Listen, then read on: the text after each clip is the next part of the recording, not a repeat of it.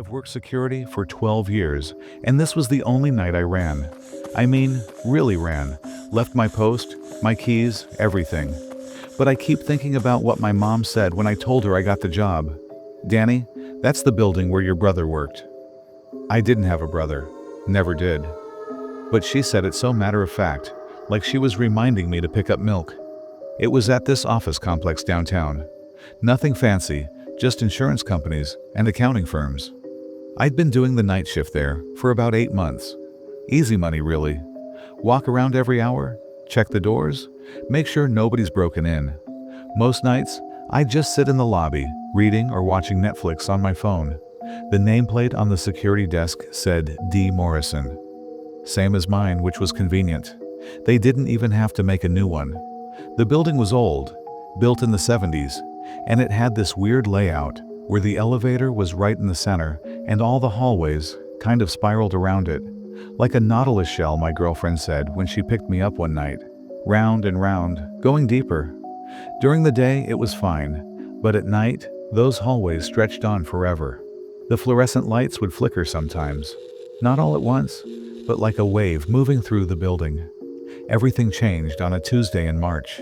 I remember because I'd just gotten my tax refund and was thinking about taking a vacation. Though when I looked at the amount, it was for 2 people. The IRS had me listed as a dependent of someone with my exact same name and social security number. I was doing my 2 a.m. rounds when I heard typing. Now, that's not unusual. Sometimes people work late, forget to log out of their computers. Automated systems run reports. But this was different. It was coming from the 4th floor, and I knew for a fact that floor had been empty since 6 p.m. I checked it myself. At least I thought I had.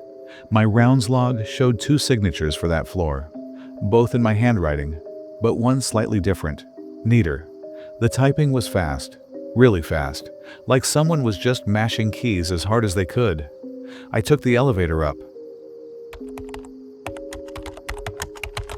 The sound got louder as the doors opened. It was coming from the northeast corner, this little cluster of cubicles near the windows. I walked over, my flashlight cutting through the dark, and there was nobody there. But one of the computers was on, and text was filling the screen. Just random letters and numbers, scrolling so fast I could barely read it. Except sometimes, in the blur, I swear I saw words. "Remember, find me. Come home." I turned the computer off and finished my rounds. Weird, but not the weirdest thing I'd seen working security. The next night, same thing. 2 a.m., typing from the 4th floor. This time, I didn't even bother going up. I just made a note in my log. Computer malfunction, 4th floor northeast. But when I looked at the log later, there were 2 entries. The second one, in that same neat handwriting. Danny visited. Danny stayed late. But on Thursday night, it wasn't just typing. I was in the lobby when I heard the elevator ding. The doors opened, closed, over and over. I walked over and pressed the button to call it down to the 1st floor. When the doors opened, nobody was inside, but the button for the 4th floor was lit up, and there was a security badge on the floor. My badge. But I was wearing mine on my belt. The photo on the fallen badge looked like me, but younger, thinner. The name said Daniel Morrison instead of Danny Morrison. I wrote it up. The typing was there again, but now it was coming from multiple computers. Maybe 6 or 7 of them, all around that corner section. All typing the same random gibberish, all going at that same impossible speed. I started turning them off, one by one. But as soon as I'd turn one off, another would start up behind me. By the time I'd turned off the last one, the first one was back on again. That's when I noticed the smell. It was faint at first, like old coffee or something burning, but it got stronger, metallic, sweet, like when you cut yourself and suck on the wound. Like the smell that used to come from my childhood bedroom closet, the one my parents said I imagined. I got out of there fast. Friday night, I almost called in sick. But I needed the money, and honestly, I was starting to think maybe I was just stressed out. My girlfriend had been on me about finding a better job. My dad was in the hospital. I wasn't sleeping well. Though when I called the hospital to check on Dad, they said they had no record of anyone by that name.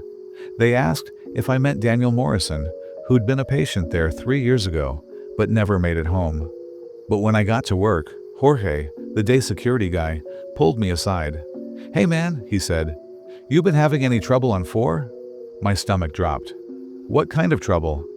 "Cleaning crew won't go up there anymore. They said all the computers turn on by themselves, and..." He looked around, lowered his voice. "Maria said she heard someone walking around up there yesterday afternoon. But when she went to check, nobody was there. Just wet footprints leading from the elevator to that corner where all the computers are." "Wet footprints?" "Yeah, like someone had been standing in a puddle. But there's no water source up there. Maria said they looked fresh, but when she came back 5 minutes later with her supervisor, they were dry, like they'd never been there at all." Jorge paused, studying my face. "Funny thing is, she swore they looked like work boots, size 10, same as the ones you wear." That night, I brought a camera. One of those little digital ones, nothing fancy. I figured if something was happening, I'd get proof, show it to my supervisor, maybe get them to call in a tech guy to fix whatever was wrong with the computers. 2 a.m. came and went. No typing, no elevator, nothing. I almost felt disappointed, like I'd been building this whole thing up in my head for nothing. But around 3:30, I heard footsteps upstairs. Not on the 4th floor, on the 5th. Slow, deliberate footsteps, like someone pacing back and forth. The rhythm was familiar, like the way I pace when I'm thinking. The 5th floor was supposed to be empty, had been for months. The company that rented it moved out in December, and nobody new had moved in yet. Though now that I think about it, I never actually saw them move out. Just showed up one day, and Jorge said they were gone. I took the elevator up, my camera ready. The doors opened onto complete darkness. I stepped out, turned on my flashlight, and started walking toward where I'd heard the footsteps. The floor was covered in dust. You could see it in the beam of my light. But there were footprints, fresh ones, leading from the elevator to a corner office with frosted glass doors.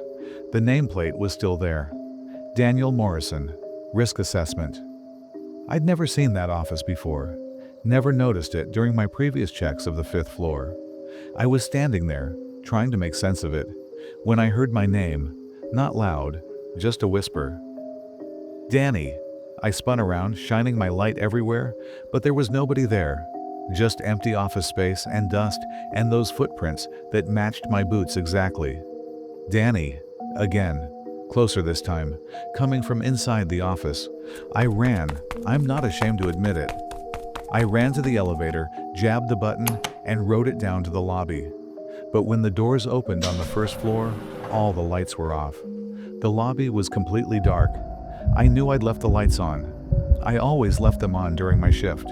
I fumbled for the light switches, found them, flipped them on. Everything looked normal. My chair where I'd left it, my thermos of coffee still warm. But my logbook was open to a page I'd never seen before. Someone had written in it, in handwriting, that looked almost like mine, but not quite. Neater, more careful. Danny came to visit. Danny came home. Danny remembered. Danny forgot. Danny came back, over and over, filling up 3 pages. And at the bottom, in my own messy handwriting, Danny never left. I grabbed my keys and left. Didn't even lock up properly. Just got in my car and drove home. I called in the next day and quit. Told them it was a family emergency. They didn't ask questions. Security guards quit all the time. Though the supervisor did say something weird. "Tell Daniel we said goodbye. Hope he finds what he's looking for." But here's the thing that still keeps me up at night. I developed that roll of film from the camera a few days later. Most of the pictures were just empty offices, dust, normal stuff. But in the last photo, the one I took outside that corner office, there's someone standing behind the frosted glass. Just a shadow, really, but you can make out the shape of a person. And on the glass, from the inside, someone had written "Help me" backwards, so it would read correctly from where I was standing. The handwriting looked like mine, and every few months, I still get calls on my cell phone from the number at that security desk. It just rings once, then stops. When I try to call back, it goes straight to voicemail. You've reached Daniel Morrison, Risk Assessment. I'm sorry I can't come to the phone right now. Please leave a message after the beep. But I know that building's been empty for 2 years now. The whole company went under right after I quit. Nobody's been in there since they turned off the power. Nobody except Danny, and Daniel, and me. Sometimes I wonder if I'm the one who never left.